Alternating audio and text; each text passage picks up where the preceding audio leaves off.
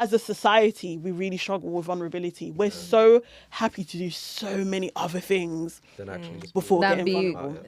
Like when I was watching Love Island, I won't mention any names, but there was a couple because Netflix, right? There was a girl that used to cry a lot. People would berate her for crying so much and saying, "Oh, you move too fast," like because she's very like, "Oh, babe," like very. It's just normal confrontation, right? Mm-hmm. But then there'd be people that would sleep with each other within 2 days, and no one would mention that. Like no one would be like, "Oh," and it just shows you that. Being vulnerable with someone in a way that it's like, oh, I'm showing you that I like you, or I'm showing you that I have trauma, or I'm showing you that I'm going through a lot. It's seen as so much more taboo than me just showing you my naked body 3 days in. Welcome to our very first family meeting where we bring gist, laughter, a little bit of wahala, but all with love. Essentially, you know, every African or Caribbean household, when they say there's family meeting, you know that there's trouble. Mm-hmm. Like, you know you've done something wrong. Whether it's you stolen meat from the pot, you didn't wash plate, there's something up. There's always something.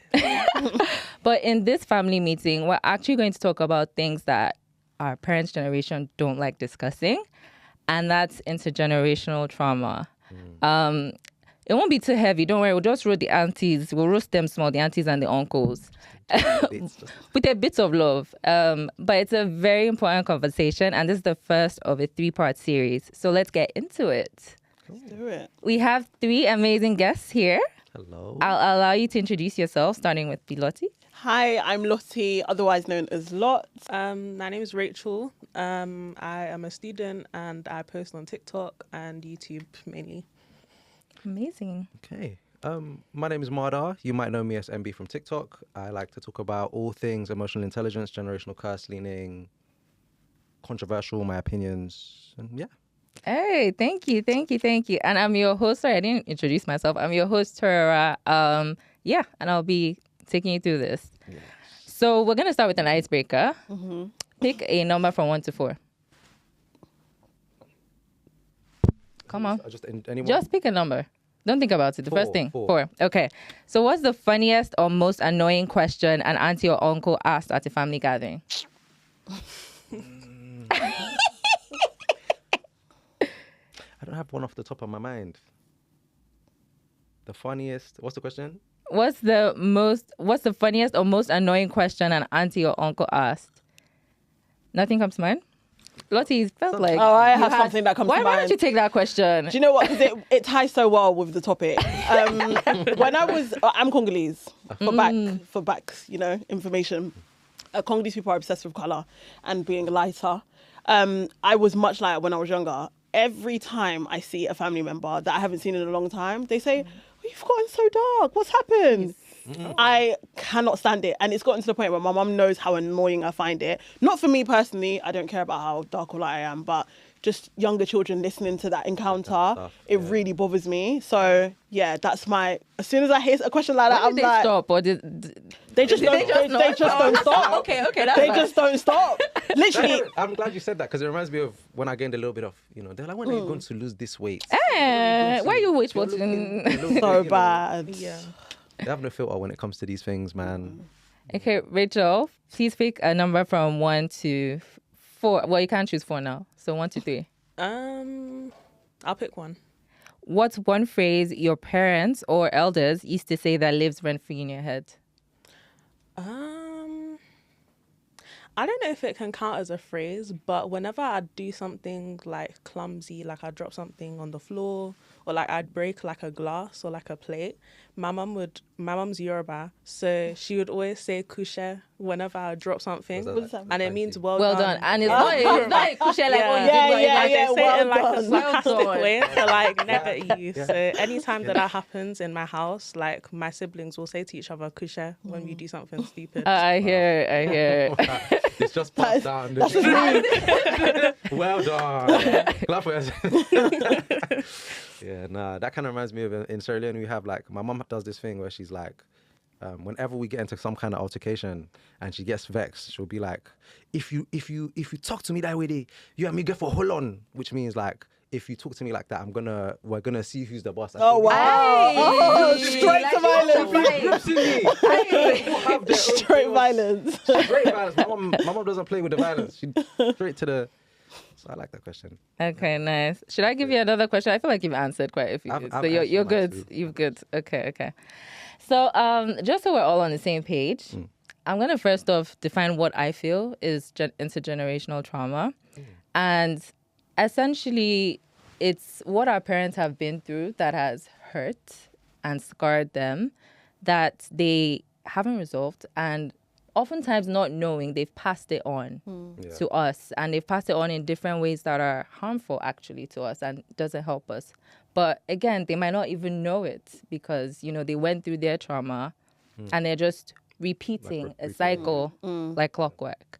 So I guess my question for you guys, how does intergenerational trauma show up in our communities? So like, especially in like African, Caribbean, minority context, like how does it show up? Where do we start, guys? Oh, listen. Where do we start? Which camera is it? This Yeah. Wow.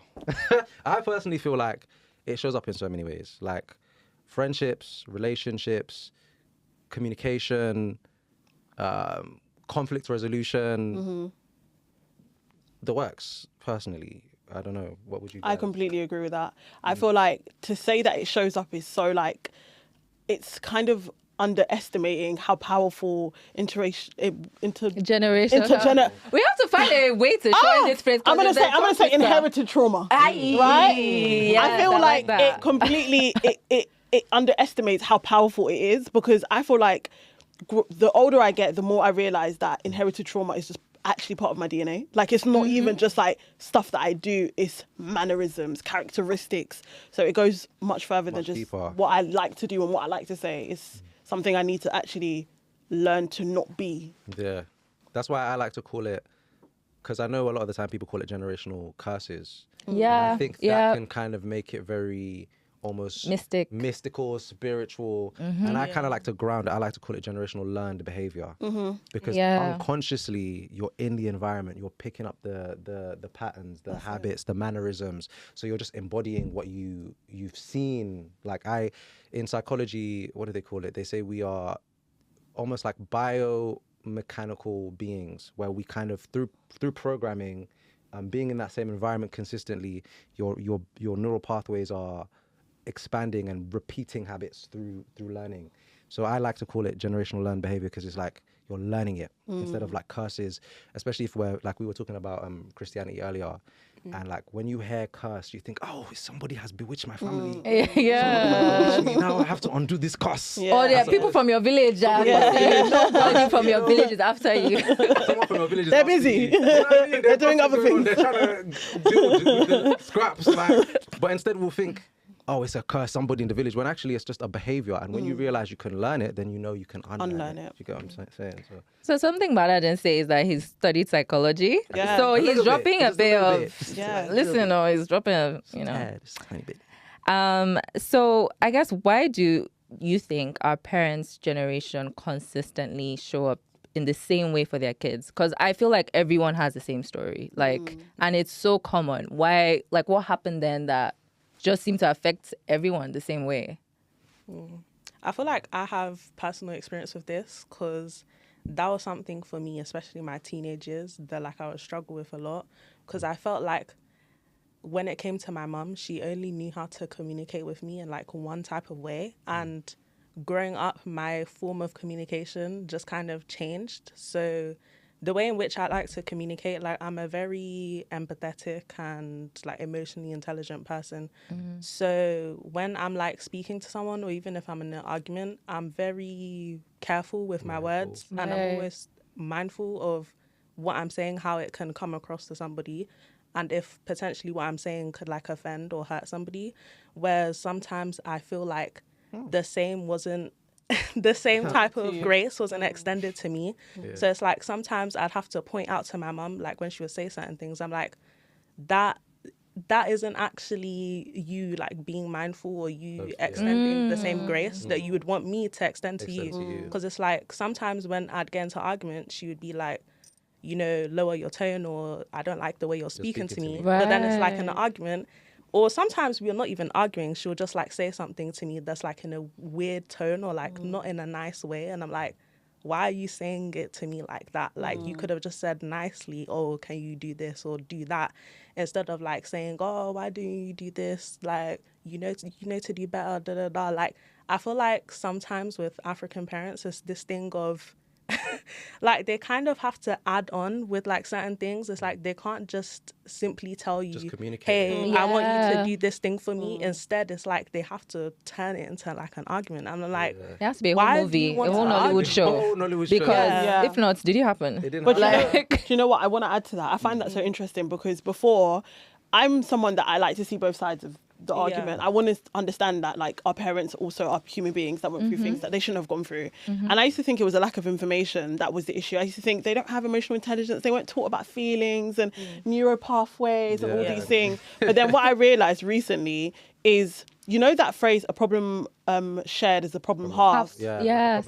Yeah. For me, I took it to, in this sense, I took it to mean they want to share their pain, because when they treat you the same way they were treated, then it's like, it takes a load off of them, if that makes sense. Like, for me personally, the only way that my mom's, honestly, I can't even lie, my mom's the best mom, right? But she's got some behaviours. And the only way that those behaviours stopped was when I stood up to her. Like, I had to tell her, like you said, you don't like when I speak to you like that. So when you speak to me like that, you know what you're doing. Because before, like I said, I thought it's lack of information. She doesn't understand. But no, you understand. Because when I do it to you, You don't like it. it. It's kind of similar to what me and my brother were saying. We were talking about this before we came on here. But it was like, when I said, did you do that in love or did you do that in ego? And my mom was too stunned to speak, because she was like, oh, yeah. And it's like, because they can, like They you said, can, yeah, 100%. when it's happening to them. Exactly. You know, like Yeah. I gave you the example before. Yeah. I was like, my mom will grip something. Yeah. But if you grip her up now, If I gripped up, it's it's crazy. court cases and everything. If I just grab the belt. Yeah. Like, when I was young, if I just grab the belt, Yeah. he also beats me. Yeah. Beating me. Yeah. Immediately, aunties are called, uncles are called. He hits me, he flogs me. Yeah, he killed me exactly, in the living exactly. room. And that's exactly what I think it is. I feel like even when like you have those aunties that are just horrible, like they're overweight themselves, but they're like oh, you gained some, but I'm like you're literally overweight, miss. Like, Wait, watching I'm not even half of you, but you're commenting on my weight. And do you know what? For me, like, you can be whatever size you want to be, but I'm not the one that's making it an issue, right? But I've realized like bitterness wants space. It needs to feed. It wants company. It needs. Right. There we go. Company. So for me, I've started realizing there's a difference. There's some people, lack of information made them not as, empathetic, not as nice. But some people, no matter how much information they're given, when they see you, they're going to tell you look fat because they don't feel good about themselves. And that's just it. It's just it. Essentially, what they're feeling, because they haven't found a way to resolve it. Their outlet is you. Yeah, essentially. That's it. That's a word there. Use you as the emotional punching bag.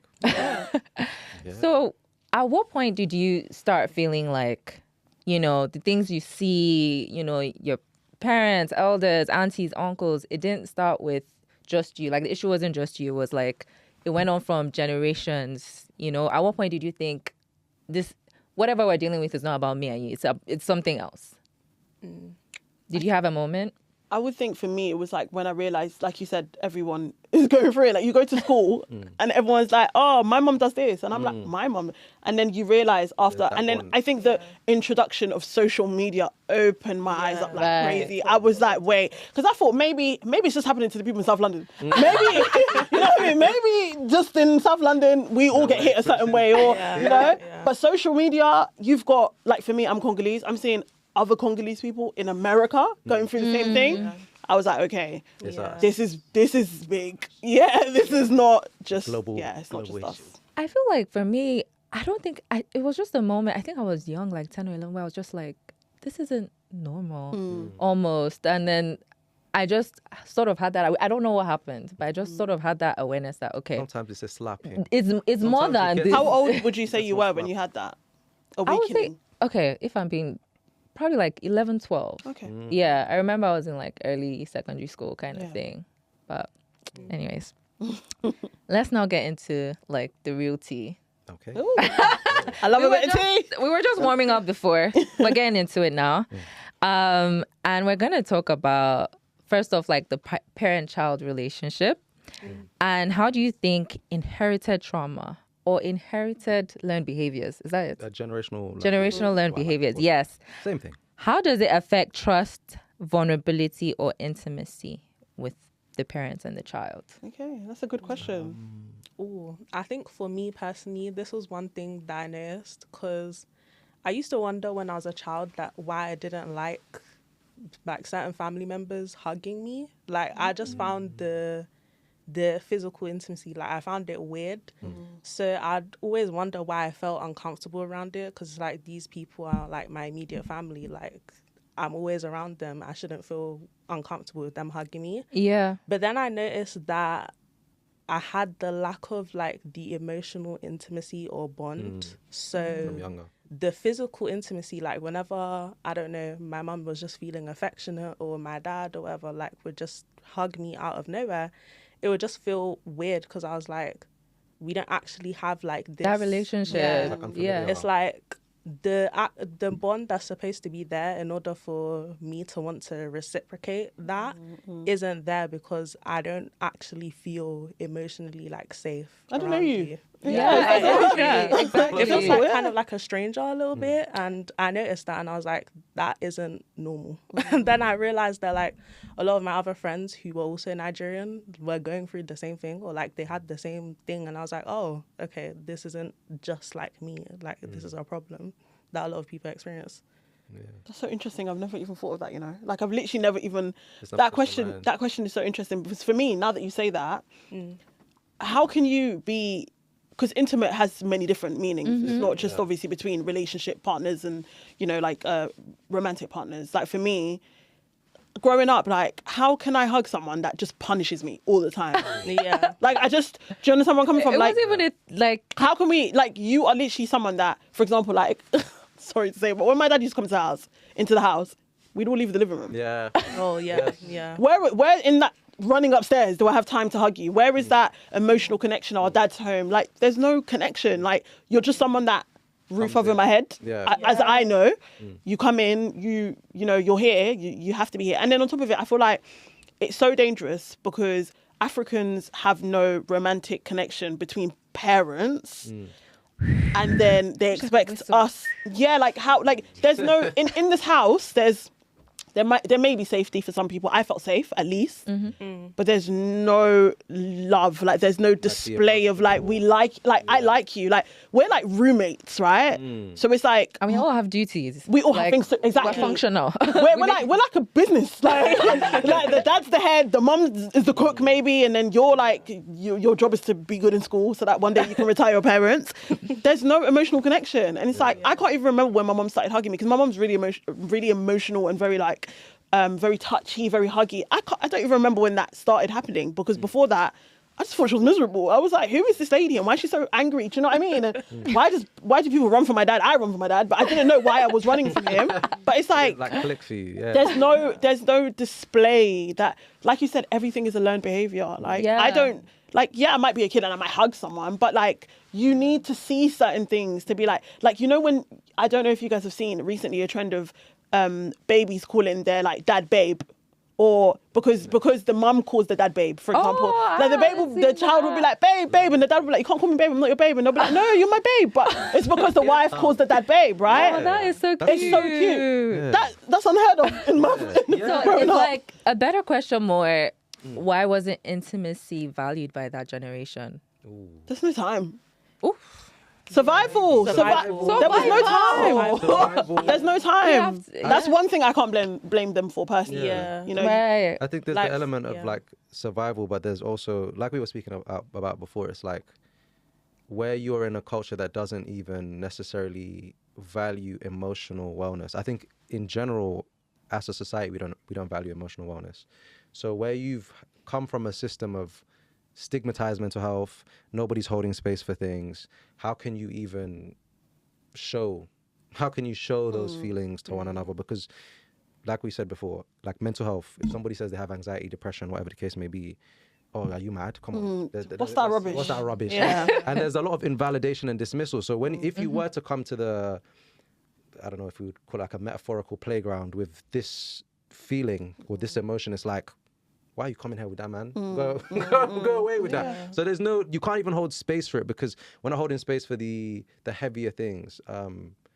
So then you just don't, and everyone just kind of gets used to this very surface level way of being, because there's so much stigma around it. And like you also said, there's the element of, sorry, refresh my memory.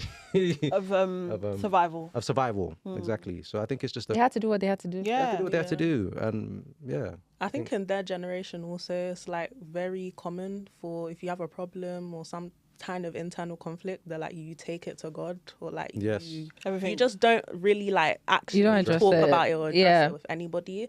So as a kid, I wouldn't know if my mom was ever going through something like internally, or like even my dad, like I wouldn't know anything, because she was just very much of like, I'll pray about it, I go to church and talk about it. It wasn't really a thing where I would hear her talk about it with her sisters or even like other aunties or things like that. Like they don't really speak about their problems. Like sometimes, you know, maybe they'll gossip or something, but like actually speaking about but like actually speaking about their own like issues or problems that they're going through, that wasn't really a thing. So I feel like, especially for me in terms of my friendships now, like I value my friends' mental health and well-being so much. So I always check in on them, always want to like have conversations with them whenever they're going through something, so that I can just gauge on how they're feeling, and also let them know that I'm here for them, so that they can speak to me and like they can address that instead of carrying it on their own.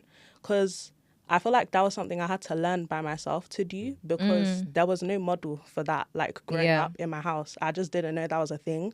So it wasn't until secondary school where my friends would actually come to me and say, hey, like, Rachel, I've got this thing going on, or I feel like I'm depressed. Then I actually realized, oh, this is actually like something that you're supposed to do in relationships. Like you're supposed to check up on somebody. You're supposed to actually speak to them about your problems, not keep it inside. But like I didn't know you were supposed to do that. So it was like a thing I had to learn how to do. And that what you said about religion as well is so real, because I've seen parents, aunties, uncles, they will cry in church and wail in church. But they won't cry in front of anyone at home. I don't think I can see one tear, you know? So... yeah. And can I also add as well, it's so funny, but for so long, I didn't see my parents as like a human being. Like I just saw them as mum and dad. You know what I mean? Like, and that's me being for real. Maybe because they didn't showcase their emotions, but then on top of it, they were literally mum and dad. So I'm a human being, my friends are humans, but my mum's just like mum and dad, right? But the older I get and the more I start to observe the behaviors of my parents and their siblings and their friends, the more I realize the presence of neurodivergence that no one talks about. That is so real. That's so real. And that can affect a lot of stuff. That affects how people relate to each other intimately. Yes. To their children. How they show up for their kids, So it's like, for me, I've had to be a lot more forgiving, because I'm like, oh my gosh, like you have this situation that you're going through that must be 10 times harder because you don't even know that you're in that situation. Exactly. So it makes sense, because I speak to some aunties, and obviously I'm older now, I'm 28 years old, I can be really open, and like I'd be like, why you kiss your husband? Like I'm straight, I'm not gonna lie, and we'll be talking and we're close, and they'll be like, oh, I don't like being touched, and it's like, autistic. That's interesting. Like you don't like that social connection. That makes sense. So it's like I've noticed a lot of that, and I'm like, it's not just that they hate each other, it's not just survival. Some people just don't know that there might just be neurodivergent, and it's just not. Exactly. And I think... sorry, I just wanted to pick back off that quickly. It's just, I think it's even the, like I said before, the stigma as well of not having the space to even open up and talk about that. You're just like, oh, I don't want to see myself, I'm mad. Because you'll have one uncle that's just eating rice and stew, and that's the only thing he wants to eat, just rice and stew. You try and offer something else in, and it's almost giving like a autistic, oh my gosh, I'm comfortable with this one meal, please yes, don't. Like Sheldon's spot on Big Bang Theory. What? Yes. That is exactly what I had in my mind. I had an uncle that ate beans every single day, and when I grew up, I was like, oh my gosh, wow. I understand what you were doing. I just thought he was horrible. And you know what? If we put ourselves in their shoes for a minute, it must have been so isolating. Like going through life and thinking you're the problem, and you had to like somehow hide or adapt to fit in. I think a lot of them had that experience. That's one thing that gives me grace. I think my experience is a little bit more different than yours, because I grew up kind of parentified, so I think I've seen you say your older sibling. Yeah.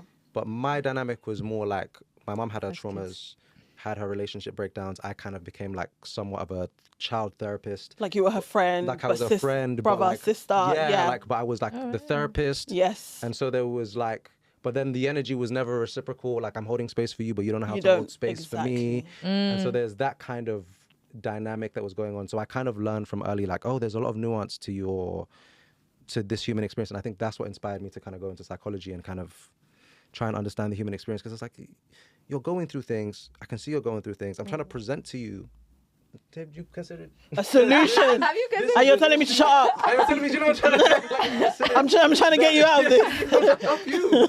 Because at the end of the day, I need to survive too. Yeah, So exactly. I'm dependent on you. So yeah, that's What is one thing you could say to your to their generation to help have better relationships with their kids?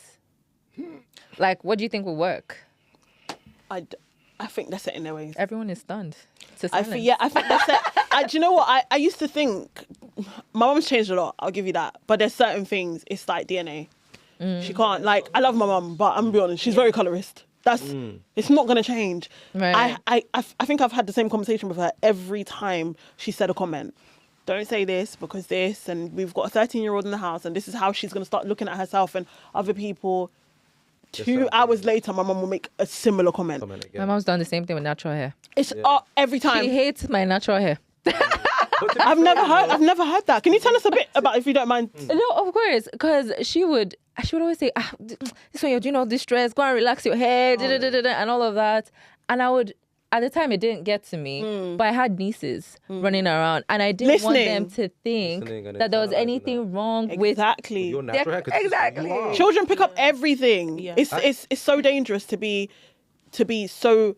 Like, don't get me wrong, be open about your insecurities and stuff. But I feel like when you have young people, like if it was just me and my older siblings in the house, I wouldn't care what my mum says. When my sister is 12 years old, I am so careful. Like even the other day I was saying to my sister, like my other sister, when you talk about your weight, talk about yourself in like terms like healthy and stable. Don't say stuff like skinny and... Because when she starts looking at herself, and she has, like, she was like 7 one time, and I said to her, oh, why don't you want to go do this? And she was like, oh no, my arms look big. And I said to her, you're 7. But that comes from the things they hear. Like kids pick up so much, everything. So it's the same with like your natural hair and you know your skin color. These things are important. We have to. And I just feel like our parents. They're not trying to hear it. It's done for my mum personally. Yeah. She's going to take it. Touching upon the natural hair thing, that's something that I noticed growing up because I have 4B hair. So my hair was like a bit softer. So whenever I'd get my hair done at like a hairdresser, they'd always compliment saying how soft my hair was. Like, I'd be like, they'd be like, yeah, your hair's like so much softer. It's so nice. Like, you know, it's so easy to do. And then I'd noticed like specifically one of my younger cousins, because I used to go to her house a lot when I was younger. And one time when she was getting her hair done, I was in the salon with her. And the auntie who was doing her hair was like really like aggressive and like rough with her hair. And she has like very coarse, falsy hair. And I'd noticed how whenever she would get her hair done, how the hairdressers always make comments about her hair. So then it's like when she got older, sometimes I'd hear her say certain things like, oh, you know, I don't like my hair. I feel like I want to relax my hair. And I'd be like, why do you think that about your hair? Like, why do you think your hair is so difficult? Like, why don't you like it? And then I started thinking about when we were younger, like when we get our hair done. And then even sometimes in the family, like I'd hear certain people make comments about how, oh, her hair's too difficult to do and stuff like that. And I realized that's really how that whole self-hatred thing can start with some black girls and how they'll end up hiding their hair. You feel like a burden. Because it's like, people are telling you from before you even know what hair types are, that your hair is like unmanageable or it's undesirable or it's too difficult, so you need to change it. And it's like that's how self-hatred starts. And I think a lot of older generation people don't think about those kinds of things. Like it's always kind of like throwaway comments that they make here and there, and it's like they don't think about how it has a domino effect into these issues that we've been dealing with for generations. Like there's generations worth of black people, period, just hating their hair, hating their natural state. And it's like making comments like that to young black girls, saying that your 4C hair is too unmanageable, is too tough, you need to relax it, all of this stuff. Like that is how you start that whole process of self-hatred and not being comfortable in your own skin. I think that's one of the main things you can see as a generational curse is like the impact of colonialism and like these Eurocentric standards of beauty that you're internalizing. Is like one of those massive, like we've even seen the thing with Ginger J recently where he's just slated black women like a big fool. You know what I mean? I wouldn't even call that slating. What he did was not slating. He was just a little man screaming. Yeah, please. I think there were so many layers to it, and I think a lot of people just like trivialized it to hair, but it's so much deeper. Because I remember, now that you've even mentioned the thing about the 4C hair, I remember my cousin saying to me, I think we were like 10. I was like, she might have been 7, and she said, God hates black people. Oh, and I remember saying to her, why do you think that? And she was like, because look at the skin he gave us, look at the hair he gave us. And that for me, like that has stuck with me for years. So whenever I talk about these type of things, like when it comes to like colorism and texturism and all of that stuff, I remember back to her as a little girl, because I never had that perception. I think it's so much more different for girls than it is for boys. I'm not saying we didn't experience colorism, because we did, but there's like this, the media kind of markets insecurities to you guys very differently. Of course. Than it does I mean, beauty is for women, and that's the truth. Yeah, so like they'll market the makeup, the clothes, everything is kind of curtailed towards making you self-conscious to some degree. Of course. And so that one thing sticks with me all the time. That's really sad to hear. It is. That's really sad. I remember just being so heartbroken the whole day. It was just running through my head. Like, how can you sit there and think God hates you because you're black? Like, because of the color of your skin, because of the... He said, if God loved us, he would have made us lighter. He would have given us straighter hair. And that has always stuck with me when I think about these type of topics every time. So it's just something that I go back to. But yeah, man, I think it's those are a few of the things that kind of we can see the generational impact of, the self-love especially. Like, because it's somehow more painful when it comes from like your own, you know, like it hits different. Exactly. Different. How do you say your upbringing has affected how you show love or receive love? Wow. This could be my own podcast.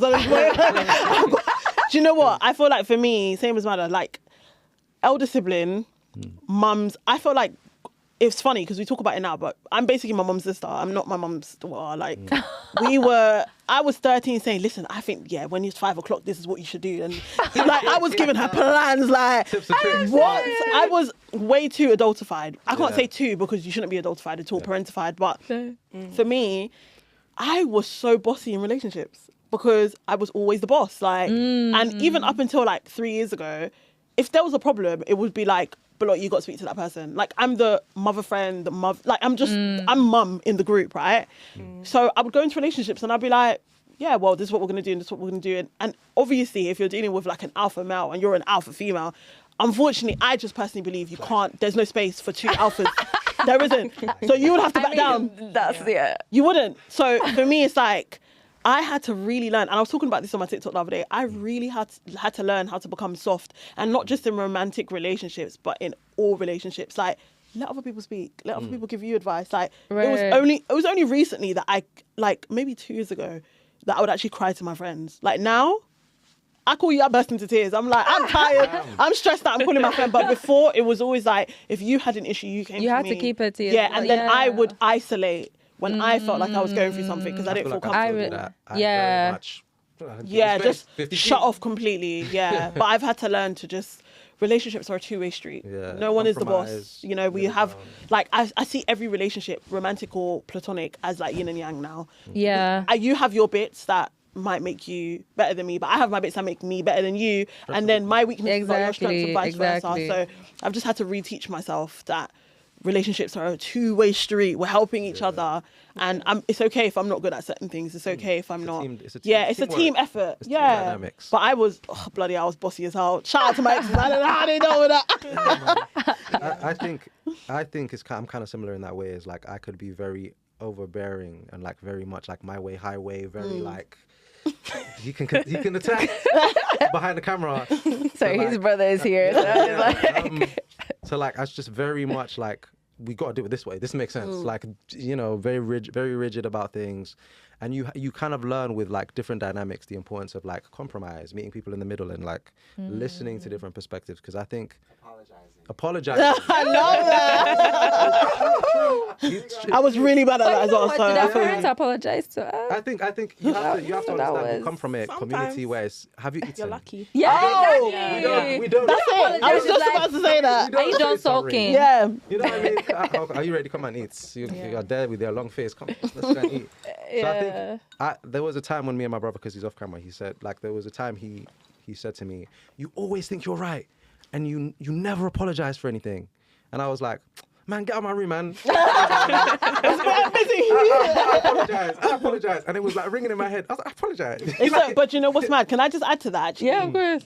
One thing I can say is that my parents always apologize to me. That's one bit that I can give them, which... Cuss breakers. Yeah. Well, in some areas, right? In some areas, but it's progress. But one thing I realized was I'm so confrontational, right? So if you do something to me, you can't get back here without an apology. I need that apology.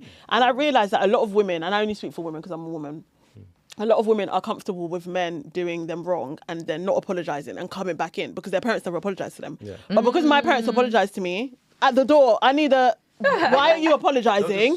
Act like nothing happened. Yeah, like don't act like nothing happened. You need to apologize, and I need to know if you know why you're apologizing, right? And I feel like it's so important because that's something we were talking about earlier about how it affects your romantic relationships. One thing about me, a man can't just come back and be like, "Oh, can I get you a gift? What's a gift? Where's my apology?" You know? And that's real. I think So that's one. Yeah, that's one thing I will say. Because we do, as a community, we just bypass it. Like, let me give you food. Let me give you a gift. Let me just act like. But that like verbal communication, so you can get to the bottom of it, resolve it, and know you're on the same page instead of like, we're not going to say anything. It's going to be the elephant in the room. Yeah. And then it's going to come up again at some point, and we never addressed it. So in a lot of ways, that's jollof rice. So that gift was a bribe. Yeah, it was a bribe. It's a bribe for you to just... It's telling you it's going to happen again, by the way. But for this time, enjoy the food. Enjoy the meal. Enjoy the meal. We will be back. I think for me, in relation to that question, I think for me, one thing that I learned from therapy last year was that I became very emotionally avoidant because of the fact that I had parents who were emotionally unavailable. Like, they didn't really hold space for me to express my emotions. Like, as a kid, I used to just get called a drama queen all the time. So whenever I'd cry about something or I'd be upset about something, like, my siblings, my family, they'd just say, like, "Oh, she's being a drama queen, like, she's doing too much." Yeah. So I just learned to suppress my emotions naturally. So that was something that not only my therapist, but also my friends would point out to me sometimes. They'd be like, "Why don't you like say when you're not okay? Like, why do you constantly like feel the need to keep things inside?" And then it was something that I realized I had to unpack in therapy. And then I realized that it was from like how I was raised, that there was just never any room to be emotional. So it's something that I kind of had to break out of. Like, I had to learn how to hold space for emotions and realize that it was actually okay for me to show that I was upset or that I was happy or that I was sad, or, you know, them types of emotions, because I felt like growing up, there was only one kind of emotion that you could show, which was like you were happy and that's it. And even sometimes as a kid, the happiness is too much. Yeah, sometimes you're too happy. You can't be playing around too much. Kids are supposed to be seen, not heard. So Move. Like, that kind of experience growing up, I think that's what affected my mental health a lot. But just in terms of that question, it really made me think about that experience that I had being in like an emotionally unavailable space, because I feel like even my siblings had like similar experiences with my parents. Like it was just we're all kind of a bit avoidant to a certain extent. So it's like learning how to be more vulnerable, I guess. I like, resonate. Not that everyone is out to get you or something. Yeah. No, I was just gonna say, like, I resonate 100% because I felt like I had avoidant tendencies, and it's something I really had to be aware of and work on and be like, what am I feeling? Identify, and also be able to communicate it in a constructive way. Because especially if you don't have practice, because there wasn't space for you to talk before, it's like, how do I communicate this while being still sensitive to the other person's feelings? Like, I don't know the playbook. So I really had to work on that. Yeah. It's funny that you say that, because I recently realized, and like you say, like, we're still learning things, right? So it's like, I'm 28, I'm still learning, and I don't think I ever will stop. But the other day I realized that I find it really hard to communicate my negative feelings to myself. So if I'm going through a hard time, I just always think I'm tired. And then it's like, I'll burst into tears. I'll be like, oh, I'm actually sad. Like, you know what I mean? Like, damn. Like, the other day I was talking to my friend on the phone, and I was like, I called her normally, and then I just started ranting, and then I just burst into tears. And I was like, okay, I've been feeling sad. Everything is tired, because I can tell you when I'm happy. I can tell you when I'm proud of myself. I can tell you when I'm, all of these happy feelings, I can identify to the point, right? But if I feel if I'm ashamed or embarrassed or sad, I can't tell you what that is until I have a breakdown. And then I'm like, okay, this is how I feel. Everything just, for me, is I'm tired. I feel low. I feel down. But you have to, you have to, and that comes from being emotionally avoidant, because you can't differentiate these feelings in your body. So, yeah. And always having that, I have to carry a strong face, that be strong mentality. Has that affected how vulnerable you're able to be in relationships? 100%. It's difficult. Talk to us. I think a lot of us struggle with this, because I was doing street interviews at Carnival this time last year, and I asked people, what's the biggest thing you think is an issue in relationships right now? And everybody said trust. Everybody was like, and it was kind of like, why is everyone saying the same? Like, when I went to one side of the event, then I went to the other side, and it's like, are you all speaking to each other? And I'm camera, is there a camera on me? What's going on?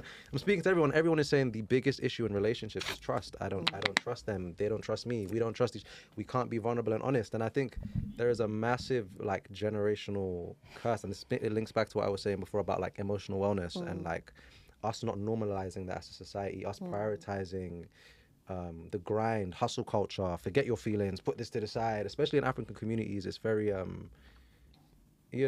I always think of like the Tommy Expensive skit where the dad doesn't know how to articulate his feelings very well about setting a boundary, because I always think these things link to like communication. I say in all my TikToks, assertion, communication, and boundaries, and of course vulnerability, like in this instance here. But like the ability to relay what you're feeling, if it's negative, if it's sad, if it's positive, it's very difficult for us. Like in that skit, there's a skit that Tommy Expensive does where it's like he invites his white friend to the house, and I don't know if you guys have seen it, but he invites like his white friend to the house, and he comes in, he says, hey dad, we're going upstairs to play like PS4 or something. And then the white friend says, you're right, mate. And then they go upstairs, and then who's your mate? The dad gets his phone, and he says, who's his mates? He calls him from downstairs. He's like, can you bust that? Greet me properly. I'm even scared for him. Yeah. When I had my, I was like, oh. The white guy comes downstairs and he's like, oh, I'm sorry, Mr. Mucci. I'm sorry. I didn't mean to offend. Just, no, it's no need. It's just, but on the phone. There was all of this energy. Yeah. And I think that translates into our dynamics around communication, around vulnerability. Is we don't have it taught to us. We're not shown it. Yeah. Like in that instance, if the dad had the ability to communicate with a level of like emotional intelligence and maturity, he would be able to say immediately in that moment. Yeah, like I don't feel comfortable with this. Exactly. Yeah, I don't feel comfortable with you calling me mate. In my house, we go by certain rules. Yeah. I come from a certain culture. If you could refer to me as Mr. Mucci or uncle, that's just how we do things in this household. It'd be a shame if, like blah, blah, blah. We don't really tolerate it.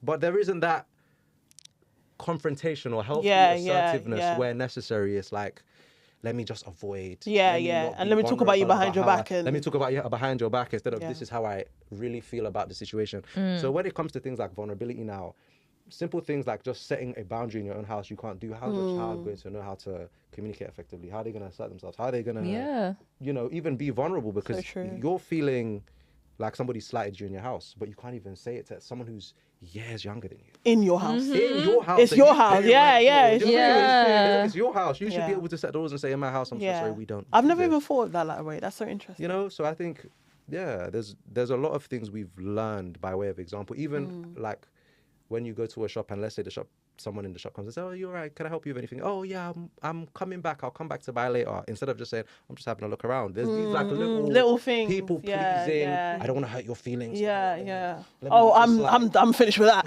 I'll be like, listen, can you leave me alone? I'm shopping by myself. I'm having a look. I'm busy. Okay, like, I'll come to you when I need you. But we kind of like. That's I don't know so if true. placate people's like people. "Oh, I don't want to hurt your feelings." Or let me not say the real vulnerable, honest thing, which is like.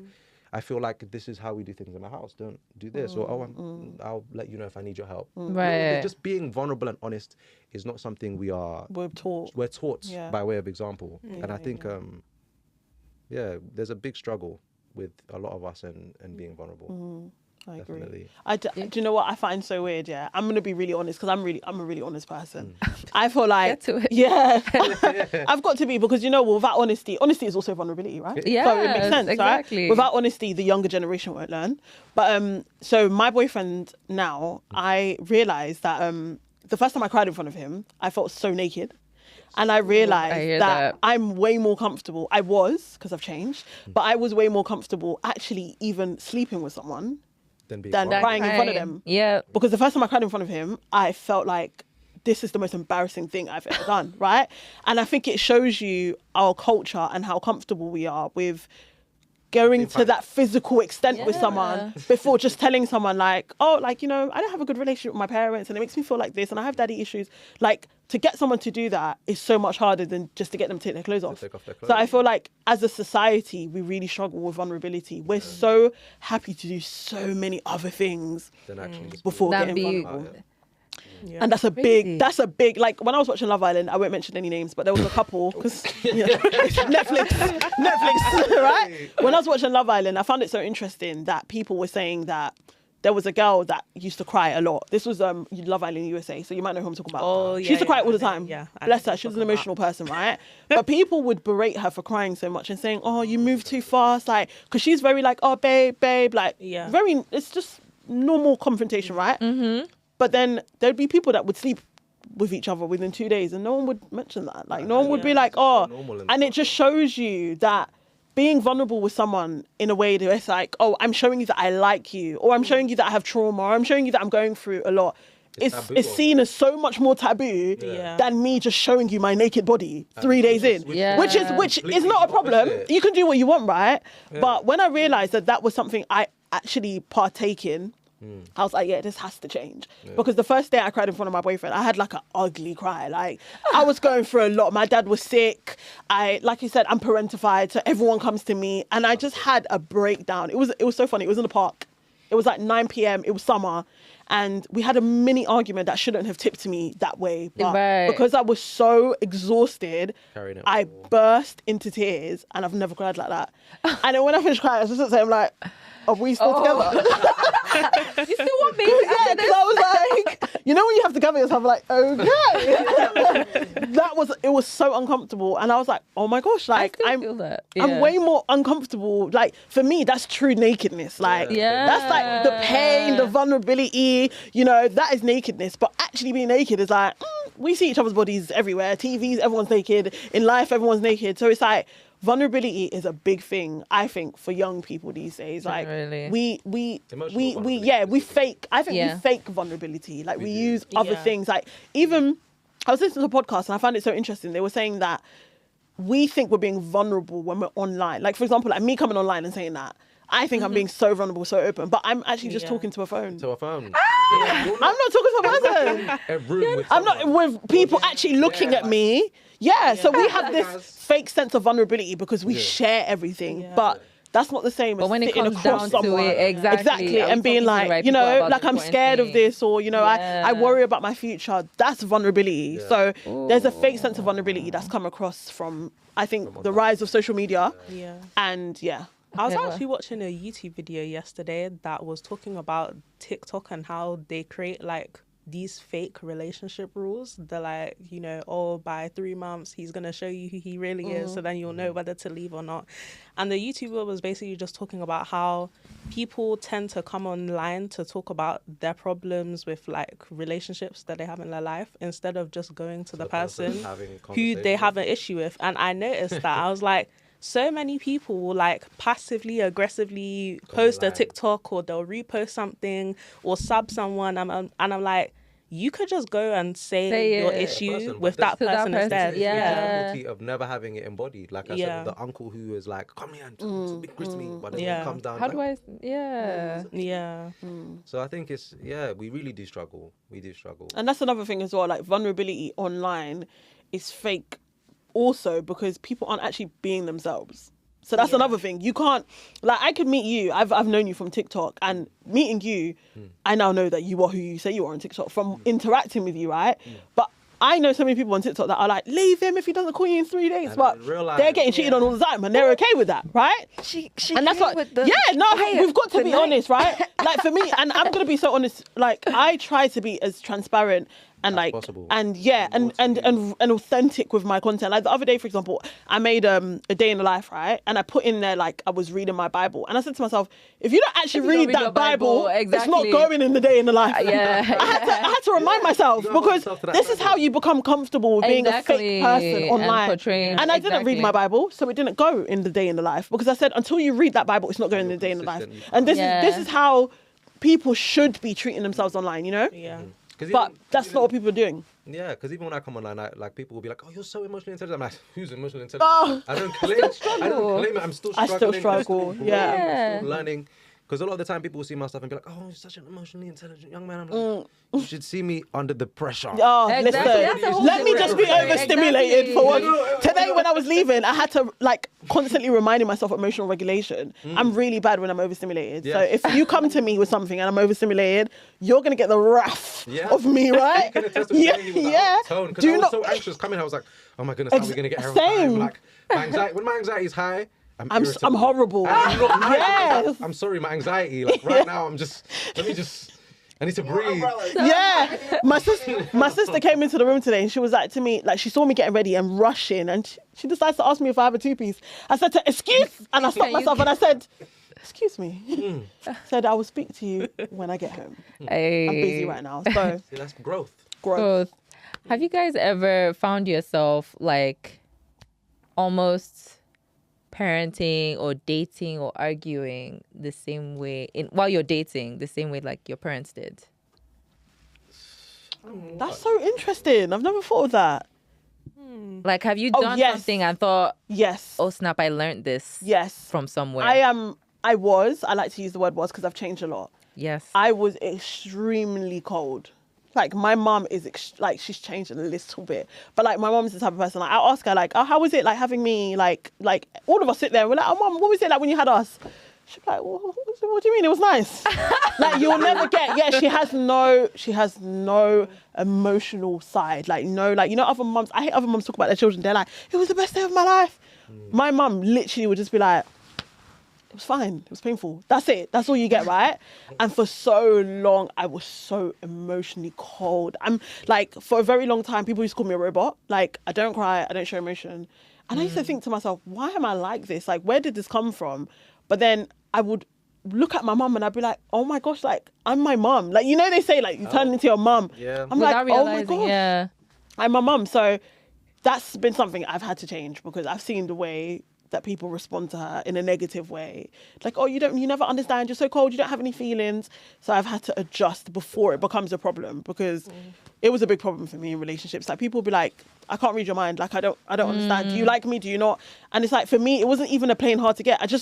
I'm busy. Like, I'm like, what is the problem? You know, like, I'm doing something. Leave me alone. You know.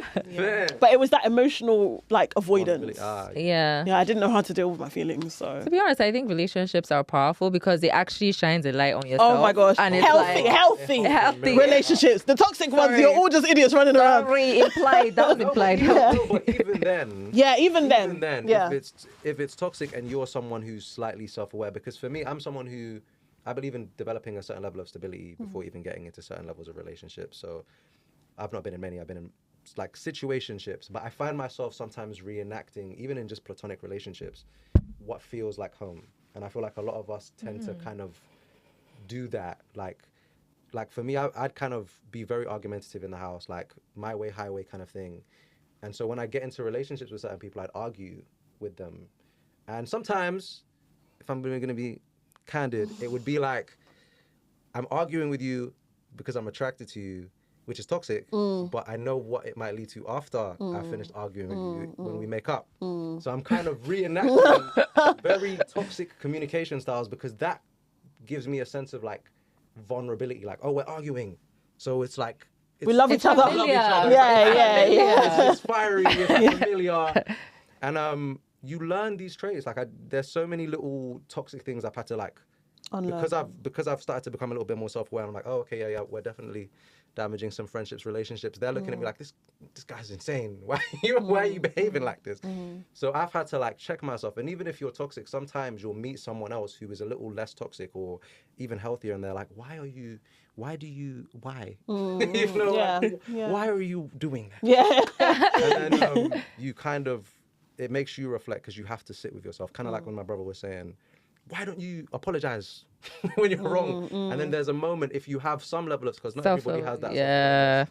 But when you have that level of self-awareness, like just a smidgen, you can sit down and say, or even when you just care about the person, you realise that you don't want to lose this one. You keep losing losing everybody.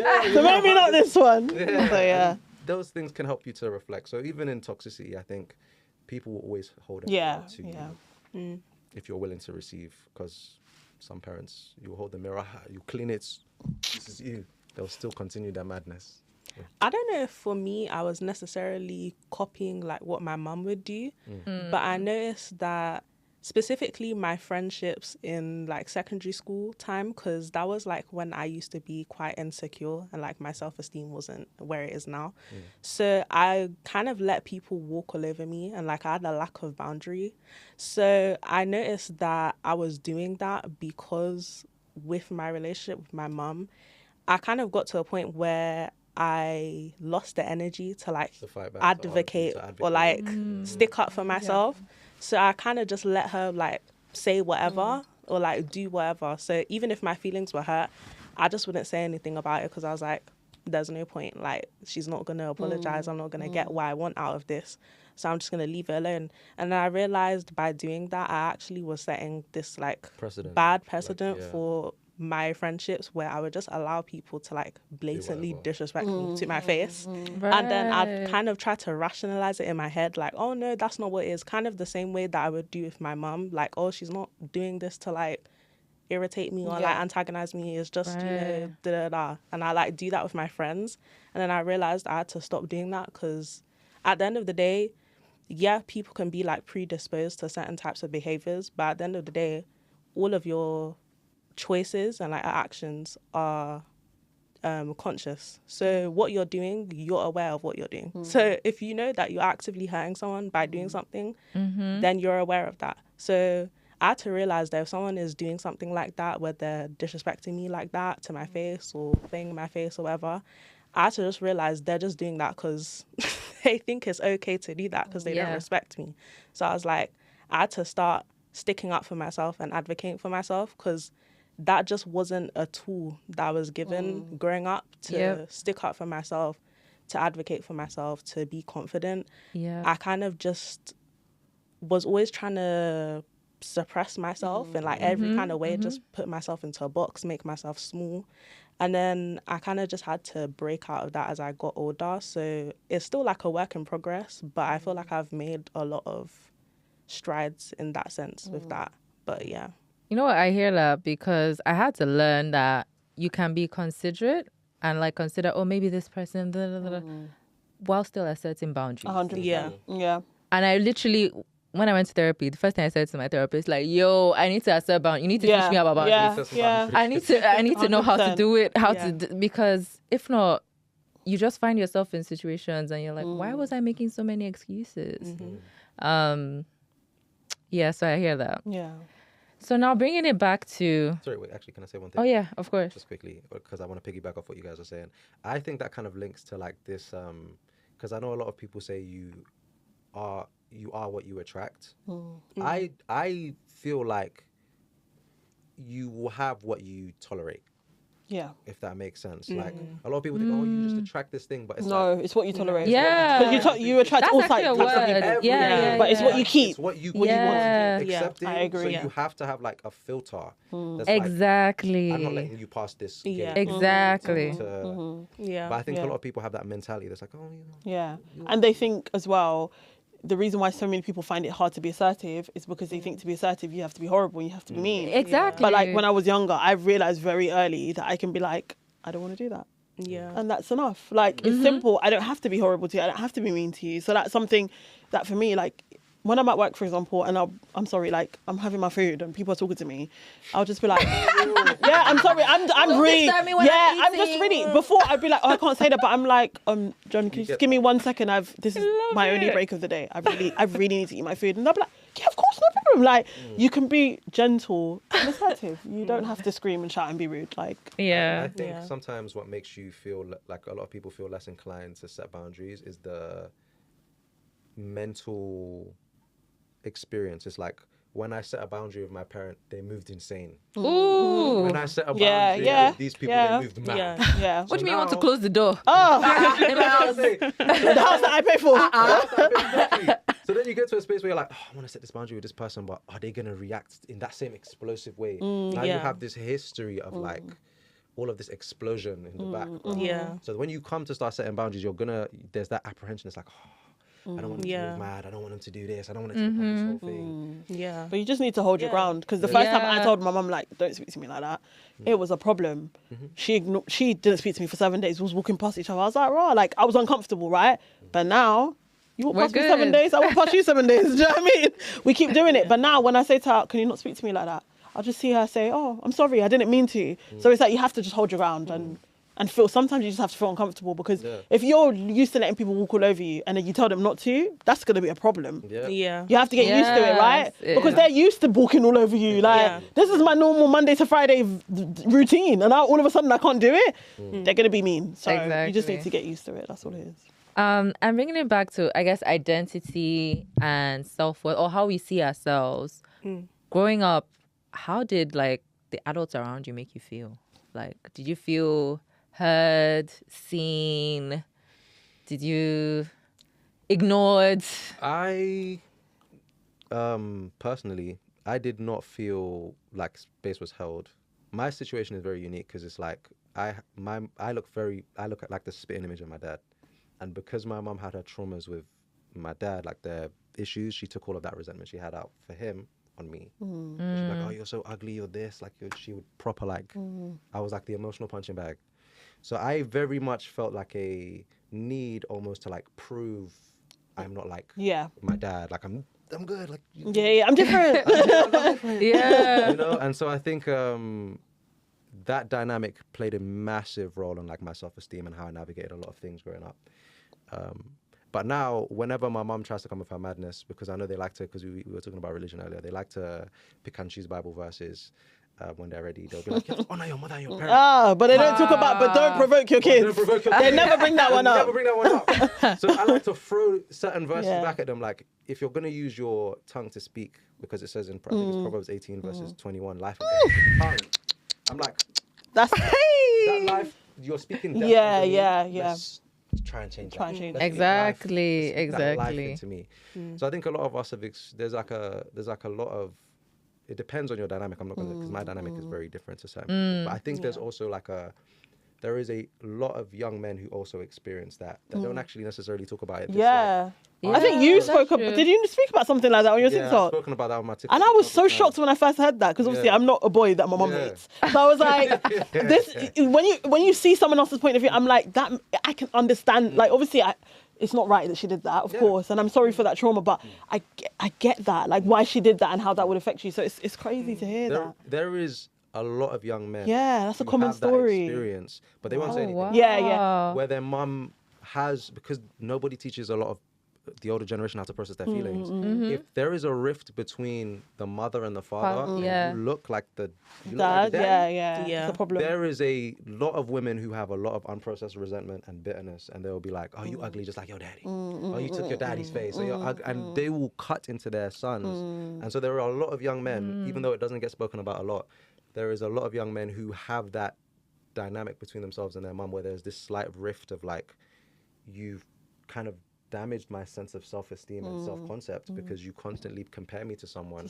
Especially if they're not in the environment anymore, if it's like a single parent household, which was my dynamic for a little while until my stepdad came.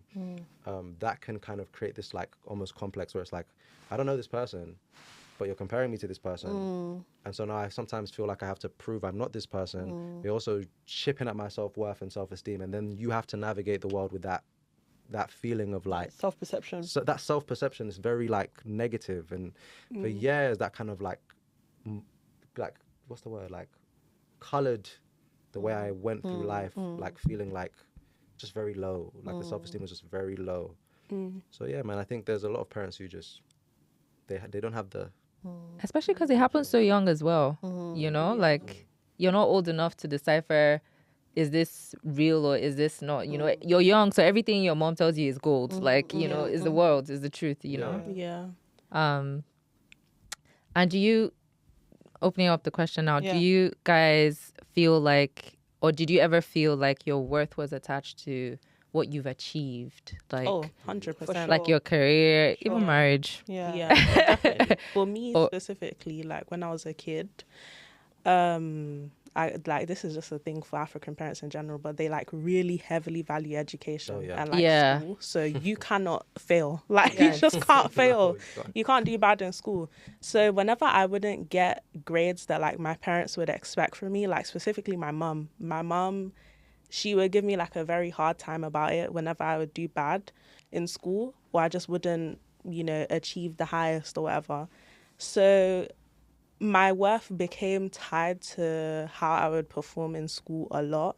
And I just noticed that like my self-esteem was just like very low, because this was like another thing that I had to do in therapy, was like going back through my childhood and like unpacking a lot of that. So I realized I had a lot of trauma around my self-esteem and why it was so low for a long time. And especially as a kid, like this is a common experience for like a lot of African or like Nigerian kids, but when you like do maths with your parent, that if you ever don't know your times table or whatever, they will beat you, slap you, whatever, whenever you get and they don't even know the answer without the book. Exactly. Johnny had 5 apples. if Johnny had 5 and you're just thinking, why does Johnny always have 5 apples? I'm tired. They shout it out suddenly now. Like, I'm not gonna. And it's like every time, you know, my mom would like twist my ear, give me a slap, whatever, whenever I'd get it wrong. And it's just like, those days when it would happen, I'd just sit there and like I'd cry for so long, and I'd be like, why is this happening? Like what is this? Like I just don't know why I'm being like punished in this kind of way for simply not knowing. Just for like struggling. And it's like, instead of getting me a tutor or trying to, you know, spend some more time with me, get through to me in a different way, it was just like this. I don't know, it almost felt like sometimes like she wanted to conquer me, like almost. And it's just like, this isn't helping me. It's not helping me. And a lot of the times when my mum would get frustrated or whatever during those times, like she would say things like, I'm stupid and whatever, like what you were speaking about, kind of like speaking negativity over you. So it's like, I'm just internalizing everything you're saying to me. Yeah. So I would go to school and I just feel stupid. Like I would go into class, I didn't feel like I was going to do well. You know, when I would do tests, I didn't feel confident. And it's like a thing that I had to learn how to build up on my own and gain self-esteem, because I just didn't have that foundation whatsoever. Like it was a very wobbly foundation. And it's like, sometimes I'll have conversations with my mum, because I remember when I told her that I felt like I had social anxiety at one point in school. And she was like, what do you mean you have social anxiety? Like, why would you be anxious? And I was telling her, like, from school times, like you would make you anxious asking exactly. You literally, why would you be anxious? but they're screaming at you. And it's like, when I would tell her those things, she would say like, why are you anxious? And I'd tell her, well, when I was in school and I'd tell you these things were happening, or I was nervous around these group of people, you would like make fun of me or like dismiss my feelings, be like, no, like you don't know what you're talking about. I don't know why you would feel that way. Like nothing is going to happen to you. It was just, I didn't get any sense of comfort. And I felt like as a kid, I really needed that. And I did not get that. So it just made my self-esteem completely plummet. So it was something that it took years for me to build back up, and that was something that like really was a struggle for me growing up, like just having that low self-esteem, and I never knew why. I just felt so negatively about myself. Like, even sometimes my friends would ask me, they're like, why do you like say those things about yourself? And I'm like, I don't even know, like that's just how I feel. That's the inner voice, because you have to in your younger years, your parents are literally, because your inner voice, they're forming your inner voice with everything they're saying. And there was this like psychology video I saw on TikTok where it was like speaking about how in those younger years your amygdala, the emotional center, is receiving these things, and then it goes into something like the DNS, and then that becomes the inner voice. The voice, And one thing I like to like parallel it to when someone is trying to, because I remember the other day someone was trying to teach me something and they were getting loud, and I was like, this loud, I'm not gonna I can't process it. I can't process it, and I really would prefer if you didn't speak to me this way. Yeah.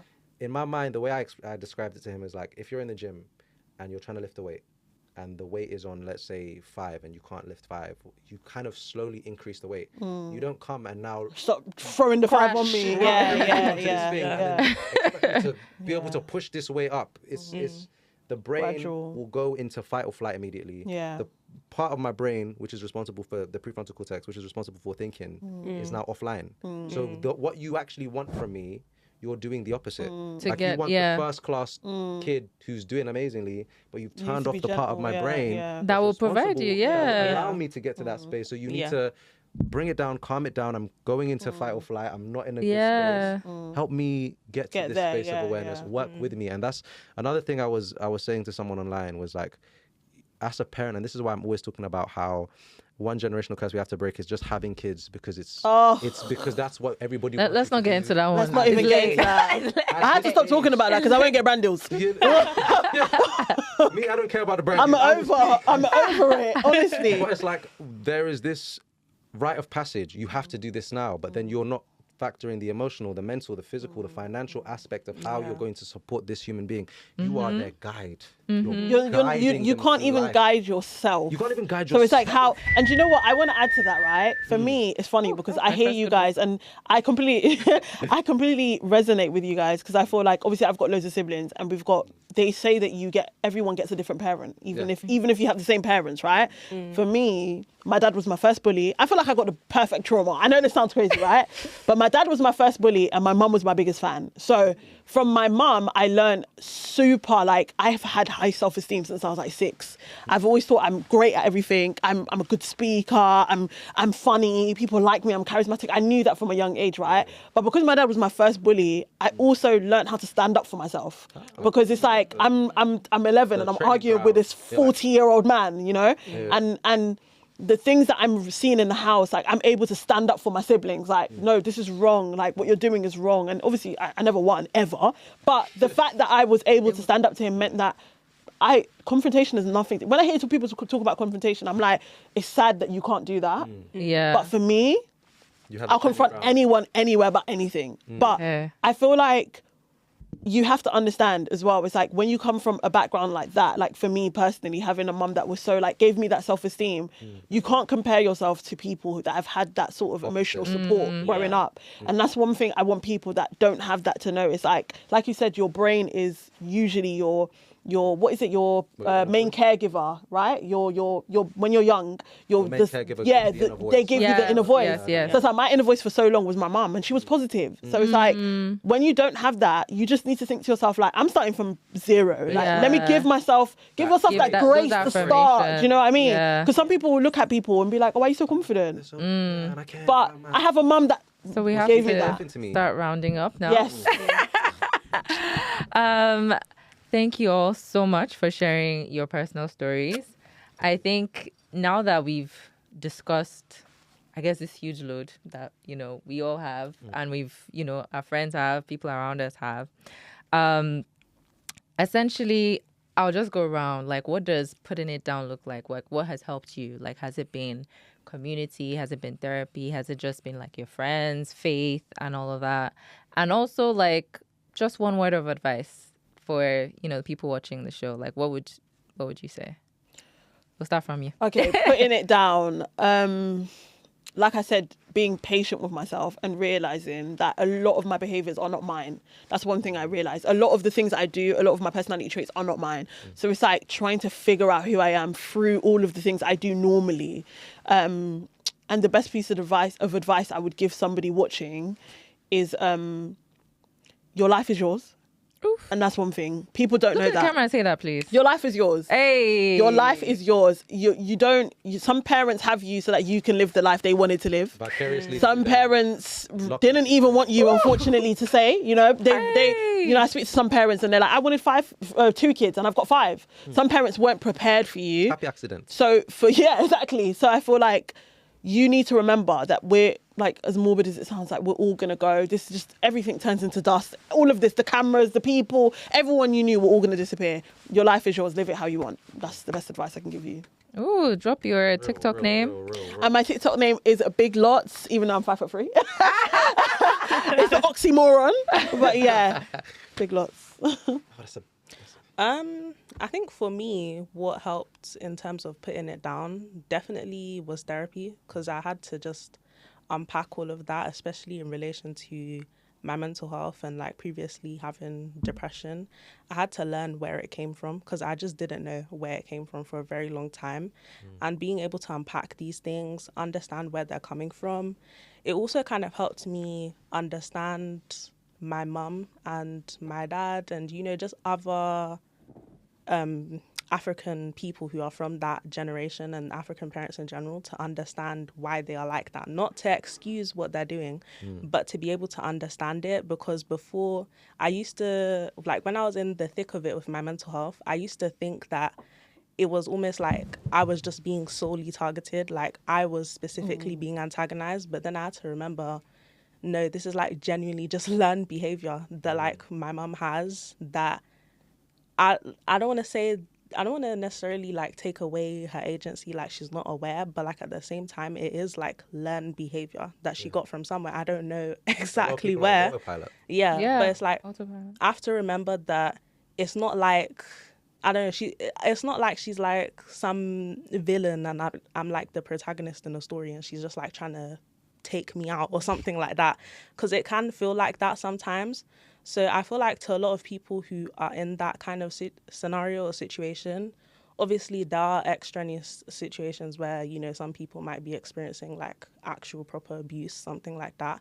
But if you're just experiencing like the typical African parent stuff, like just try to, one, don't let yourself crash out. Because I think I wasted a lot of time trying to crash out about those things, like, oh, my mom's doing this, she's doing that, and it was actually blocking me a lot in like a lot of different ways, like especially because of how creative I am. Like I love creating stuff, like making content, all of that. It was creatively blocking me, like constantly giving this attention mentally to whatever my mum was doing to me. And it was actually stopping me from being able to flourish in other different ways. Yeah, so it's like, if you're not in a situation where like you are like truly unsafe, I think what you need to do is focus on pouring into yourself and advocating for yourself and making sure that you can set yourself up for the kind of life that you want, so that you don't have to spend the rest of your life worrying about this stuff that you dealt with in like your childhood and your early life, because that's what I've been doing and it's been helping me a lot, honestly. So I don't waste a lot of time thinking about these things or dwelling on it, because I know it's easy to do that, but it really doesn't actually help anything, dwelling on that stuff. So that would be my advice. Thank you. Okay, those were 2 hard acts to follow. But you will follow it. Amen. I don't know. What do I say? What was the question? I feel forgotten. What has helped you, I guess, like... Put down this load. Exactly. And what piece of advice would you give to our listeners? I would say I'm still putting down the load. There's still some things that need unpacking. That's real. But I'd say what's helped me is my love for psychology, my love for psychoanalyzing, the people around me who also have like quite analytical and like emotionally intelligent leaning, because I don't want to completely claim the title, but brains that are like able to have certain conversations. So yeah, just having like a good community around you of people who can go there with certain conversations, because it's important. Sometimes some people are very like superficial. They don't want to have those deeper conversations. I think having my brother has definitely been helpful, because we kind of unpack a lot of stuff that's happened to us, and then we go into the depth of like certain conversations, which I can't always have with everyone. So it's nice to have that, because I know not everyone has that dynamic. My advice would be stay strong, keep it alive. Stay strong. Therapy is definitely something I always advise people to also get into. Obviously, I know I know we're short for time, but a lot of people like to do that's that white people stuff. But I really do implore people to like give it a go. And there's different types. There's EMDR, which is like if you're an intellectualizer like me who likes to just think. That kind of gets you more in your body. There's somatic healing, which I haven't tried those two, but I want to at some point. And obviously you've got CBT. So I would always tell people, take it one step at a time. Like I said before we came here, confidence is established through consistency. Amen. Like I'm confident in my ability to tie my shoelaces because I practice it. Kind of like piggybacking off what Belotti said, which is like, some people are starting from being poured into like this, where your hair. So getting confident in what you're trying to do is just a practice. Yep. Keep doing consistency, and you'll get there. Amazing. Well, a big thank you to our guests tonight. You guys have been brutally honest. We love it. Yes. I'm here for it. If I were to answer the question, I'm not gonna lie. Like you, I think I'm still putting down my load. And I think what has helped me is having a bit of emotional distance. It might not be the best way, but I find that dealing with it constantly to be a bit overwhelming, especially if it's sorry to cut you, but it's like when Young Thug said, "How am I gonna deal with it when I'm in the fight?" Yeah. How am I gonna deal with Young Thug. So until because it takes two people, right? You can't just be the only one. If not, you go crazy. So unless she comes into, the ring with me, then we can be in it together. I think creativity has helped me a lot growing up. I love to write. I love to dance. Those have been my outlets where I felt like my emotion, there was no space for my emotion kind of thing. And I would say the biggest, what advice can I give? Therapy also helped. On a closing note, I would just say like silence is what continues the trauma. We all need to continue this conversation, even if it's with someone you trust, someone you love, if it's with a therapist, if it's with a family member. If you can't speak to your people, speak to them. But silence only continues it. And what it's not going to happen is that my kids will get this. Oh, no. So that's not going to happen. My little sister's not even getting it, let alone my baby. Happen, okay? No. So thank you, everyone, for listening. The next episode, we'll be talking to, our aunties and uncles from the older generation to explain what's going on here, so we can get perspective. But yeah, tune in. Thank you. Thank you.